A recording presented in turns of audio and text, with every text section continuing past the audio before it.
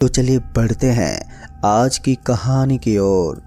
दोस्तों, ये घटना सन 2010 की है, जब मैं कार मैकेनिक था। ऐसे एक रात मुझे काम करते करते काफ़ी समय बीत गया और जब मैं गैरेज बंद करके मौली चौक से ऑटो पकड़कर स्टेशन पहुंचा तो फिर जो मेरे साथ हुआ उसे सुनकर आप सभी की भी रूह कपकपा जाएगी।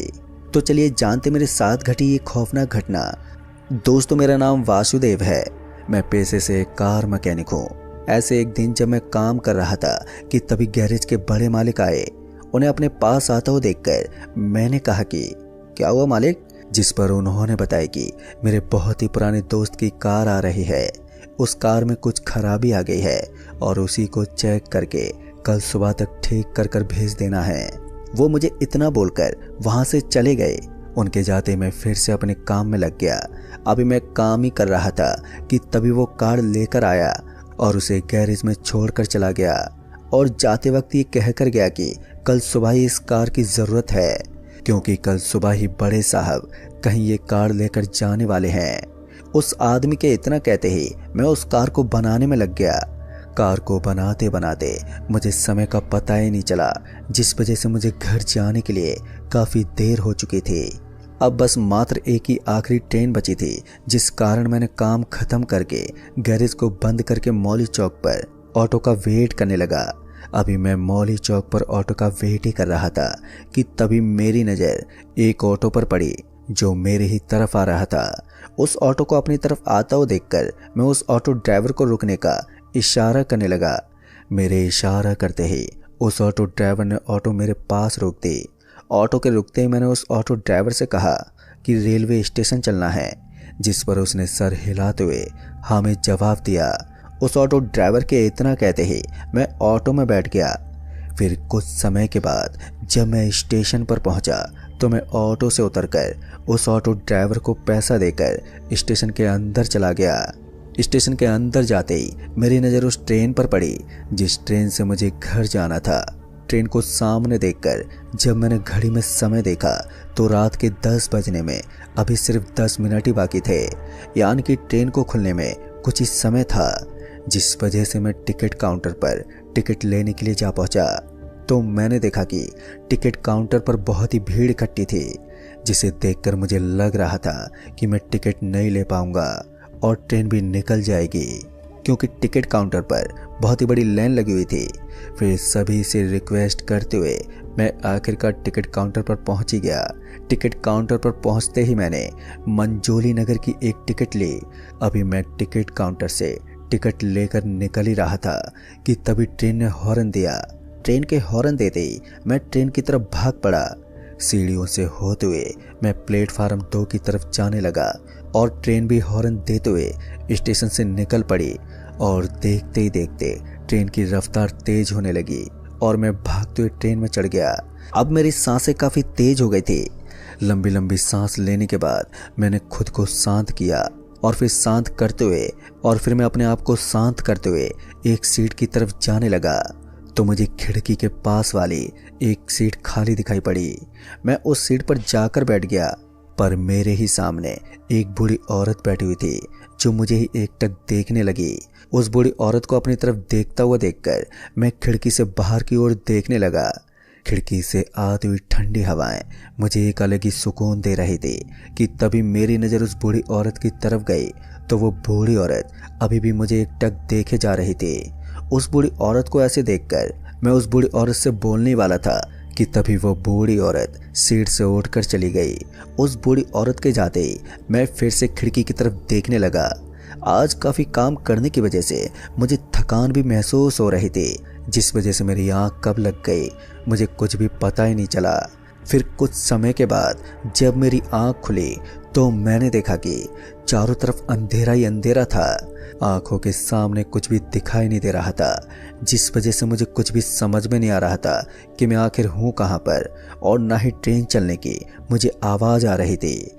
और मैं आवाज़ देते हुए आगे की तरफ बढ़ने लगा कि तभी मेरा किसी से पाँव टकरा गया। टकराने की वजह से मैं वहीं पर नीचे गिर पड़ा। गिरते ही जब मैंने उस ओर हाथ फेरा तो किसी इंसान की बॉडी पड़ी हुई थी जिसमें कोई भी हलचल नहीं हो रही थी। अब ये देखकर मैं डर से पीछे की तरफ खिसकने लगा। अभी मैं खिसक ही रहा था कि तभी अचानक से रोशनी आ गई। रोशनी के आते ही फिर से जो मैंने देखा उसे देखकर तो मेरा शरीर एक पल के लिए सुन्न पड़ गया और डर से मेरे हाथ पैर कँपाने लगे। दोस्तों, दरअसल मैंने देखा कि अब मैं एक बस में हूँ और वो बस पूरी तरह से खाली है और वो कहीं रोड के बगल में खड़ी थी। और सबसे हैरान की बात तो ये थी कि मैं ट्रेन में जिस सीट पर बैठा हुआ था उसी सीट के सामने ये बूढ़ी औरत मुझे एकटक देखे जा रही थी और अब वो यहाँ पर मरी हुई पड़ी थी। अब ये सब देखकर मुझे समझ में नहीं आ रहा था कि मैं तो ट्रेन में था, फिर मैं यहाँ पर कैसे आ गया। ये सब देखकर मुझे बहुत ही डर लग रहा था और अभी मैं डरा से मैं यही सोच ही रहा था कि तभी मेरी नज़र उस बूढ़ी औरत की आंखों पर गई तो उसे देखकर मेरे दिल की धड़कनें अब बहुत ही तेज हो गईं। दरअसल मैंने देखा कि जो बूढ़ी औरत मूर्छित पड़ी थी कि तभी अचानक से उसकी आंखें खुल गईं और उसकी आंखें सफ़ेद थी और साथ ही उस बूढ़ी औरत के बाल भी बहुत ही लंबे लंबे थे। ये सब देखकर मेरे रोंगटे खड़े हो गए और डर से मेरे हाथ पैर थरथरा कर कांपने लगे। अभी मैं डरा से मैं उस बूढ़ी औरत को ही देख रहा था कि तभी अचानक से वो बूढ़ी औरत खड़ी हो गई। उसके खड़े होते ही वो मेरी तरफ आने लगी। उसे अपनी तरफ आता हुआ देखकर मैं पीछे की तरफ हटने लगा। उस बूढ़ी औरत का ये भयानक रूप देखकर किसी की भी रूह कँपा जाए। अभी मैं डरा सहमा पीछे की तरफ बढ़ ही रहा था कि तभी अचानक से वो बूढ़ी औरत गायब हो गई। उसे गायब होता हुआ देखकर मैं बस के चारों तरफ घूमकर देखने लगा, पर वो बूढ़ी औरत मुझे कहीं भी नजर नहीं आ रही थी। और जब मुझे वो कहीं भी नजर नहीं आई तो मैं बस से बाहर निकलने की कोशिश करने लगा, पर बस का गेट खुल ही नहीं रहा था। गेट को खोलने की मैंने बहुत ही कोशिश की पर गेट खुला ही नहीं। तो मैंने बस के खिड़की के कांच को तोड़ना ही ठीक समझा और मैं उस कांच को तोड़ने की कोशिश करने लगा, पर उस बस के खिड़की के कांच भी टूट ही नहीं रहे थे। मानो वो कांच नहीं बल्कि कोई पत्थर की दीवार हो और मैं थोड़ी सी भी कोई खरोंच भी नहीं आई। मेरे लाख कोशिश करने के बाद भी मैं खिड़की के कांच को नहीं तोड़ पाया और ना ही मैं बस के दरवाजे को खोल पाया। दोस्तों, अब मैं परेशान होकर बस के एक सीट पर बैठ गया कि तभी मेरी नज़र खिड़की से बाहर की तरफ एक आदमी पर गई जो बस की तरफ ही आ रहा था। उसे अपनी तरफ आता हुआ देखकर मैं उसे आवाज़ देकर बुलाने लगा।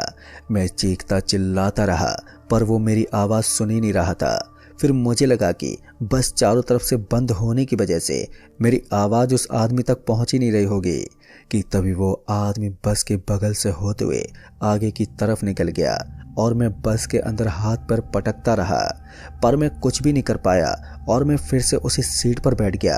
अब मेरे सारे पैतरे फेल हो गए थे। मैंने सब कुछ करके देख लिया था जिससे मैं यहाँ से बाहर निकल सकूं, पर मैं नाकाम ही रहा। अब तो मेरा मरना तय था क्योंकि यहाँ से बाहर निकलने का कोई भी रास्ता ही नहीं था। देखने में तो ये बस थी पर शायद ये कुछ और ही था जो मुझे दिखाई नहीं दे रहा था। यही सब सोचते हुए मैं उस सीट पर बैठा हुआ था कि तभी किसी ने मेरे कंधे पर हाथ रखा और कंधे पर हाथ देखकर मेरे शरीर में तो सनसनी सी मच गई और डर से मेरा बुरा हाल होने लगा और न ही मेरी इतनी हिम्मत हो रही थी कि मैं एक बार पीछे की तरफ पलट कर देख लूं। और जब डरते हुए मैंने पीछे की तरफ देखा तो पीछे कोई भी नहीं दिखा। ये देखकर मैं हैरान हो गया कि अभी मैंने जो हाथ देखा था आखिर वो था किसका। यही सब सोचते हुए जब मैंने सामने की ओर देखा तो वही बूढ़ी औरत थी जो मेरे आगे वाली सीट पर बैठी हुई थी। अब ये मंजर देखकर मेरे रोम रोम खड़े हो गए थे और डर से अब मेरे दिल की धड़कनें बहुत ही ज़्यादा तेज हो गई थी और ये देखकर मेरी आंखों की पलकें अब झपक ही नहीं रही थी। और जैसे मैंने उस सीट से उठकर भागने की सोची पर मैं उस सीट से टस से मस ही नहीं हो पा रहा था, मानो मैं उस सीट पर जम सा गया था। अभी मैं डरा से मैं उसे ही देख रहा था कि तभी उस बूढ़ी औरत ने अपने धड़ को मेरी तरफ घुमा लिया और तभी बस अचानक से जमीन के अंदर धंसने लगी। बस को जमीन के अंदर जाते देखकर मुझे कुछ भी समझ में नहीं आ रहा था कि मैं अब करूं तो करूं क्या। और देखते ही देखते वो बस जमीन के अंदर आधी धंस गई और मैं उस सीट से उठने की बार बार कोशिश करता रहा पर मैं इधर से उधर हिल तक नहीं पाया और मेरे पास बैठी वो बूढ़ी औरत हंसे जा रही थी। फिर देखते ही देखते बस जमीन के अंदर धंस गई और अब मेरी सांसें भी ऊपर नीचे होने लगी, यानी कि अब मुझे सांस लेने में बहुत दिक्कत हो रही थी और सांस लेने के लिए मैं तड़पता रहा था। कि तभी किसी ने मुझे झंझोरते उठाया और जब मेरी आंख खुली तो मैं पसीने से तरबतर था। डर से मैं कांप रहा था कि तभी मेरे पास बैठे पैसेंजर ने कहा कि क्या हुआ जो तुम इतने ज़्यादा डरे हो। उस पैसेंजर के इतना कहने पर मैंने उन्हें सारी बात बताई और मेरी बात सुनकर ट्रेन में बैठे कुछ पैसेंजर मुझे देखकर हंसने लगे और उन्हीं में एक पैसेंजर ने बोला कि तुमने कोई सपना देखा था, क्योंकि जब से तुम यहाँ पर बैठे हो यहाँ पर कोई बूढ़ी औरत हमें दिखाई नहीं दी और तुम उस सीट पर बैठकर सो रहे थे। और फिर कुछ समय के बाद जब ट्रेन एक छोटे से रेलवे स्टेशन पर रुकी तो ट्रेन के अंदर 2 पैसेंजर आए और वो तुम्हारे पास आकर बैठ गए और तुम खर्राटे मार रहे थे और साथ ही तुम कुछ बड़बड़ाने भी लगे थे। और फिर देखते ही देखते तुम बहुत ही जोर जोर से चीखने चिल्लाने लगे और साथ ही तुम बार बार ये भी बोल रहे थे कि मुझे छोड़ दो, मुझे मत मारो। तुम्हें इस तरह चिल्लाता हुआ देखकर तुम्हारे पास बैठे पैसेंजर तुम्हें नींद से उठाने लगे। दोस्तों, उस पैसेंजर की ये बात सुनकर मैं हैरान हो गया, क्योंकि जब मैं ट्रेन में चढ़ा था तो ट्रेन पर मेरे सामने वाली सीट पर वो बूढ़ी औरत बैठी हुई थी, पर वो बूढ़ी औरत कोई इंसान नहीं बल्कि वो एक आत्मा थी। अभी मैं यही सोचते हुए खिड़की से बाहर की तरफ ही देख रहा था कि तभी अचानक से ट्रेन की रफ्तार कम होने लगी और फिर ट्रेन एक छोटे से स्टेशन पर रुक गई। ट्रेन के रुकते मेरी नज़र उस स्टेशन के बोर्ड पर गई तो मैंने देखा कि ये पिंपरी स्टेशन था।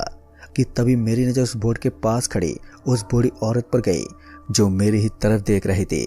उस बूढ़ी औरत को देखकर मैं डर गया और डरते हुए मेरे पास बैठे पैसेंजर को उस बूढ़ी औरत की तरफ देखने को मैंने कहा, जिस पर उन्होंने कहा कि वहाँ पर कोई भी नहीं है। उनके इतना कहने पर जब मैंने उस ओर देखा तो मुझे वो बूढ़ी औरत वहीं पर खड़ी दिखाई दे रही थी। दोस्तों, फिर अचानक से वो बूढ़ी औरत गायब हो गई और उस बूढ़ी औरत के गायब होते ही ट्रेन भी स्टेशन से निकल पड़ी, पर मेरी नज़र उस बोर्ड की तरफ ही थी। फिर 2 घंटे के बाद जब मैं घर पहुंचा तो घर पहुंचकर मैंने घर वालों को ये सारी बात बताई और मेरी बात सुनकर घर के सभी लोग बुरी तरह से हैरान हो गए और तब से मैं उस ट्रेन से कभी भी मैं सफ़र नहीं करता। तो दोस्तों, इस कहानी में बस इतना ही। कहानी आपको पसंद आई हो तो वीडियो को लाइक शेयर कमेंट ज़रूर कर दें और साथ ही चैनल पर नए हैं तो चैनल को भी सब्सक्राइब ज़रूर कर दें। तो मैं आपका दोस्त राजकुमार जल्द ही मिलूंगा ऐसी ही डरावनी कहानी के साथ। तब तक के लिए बाय एंड टेक केयर।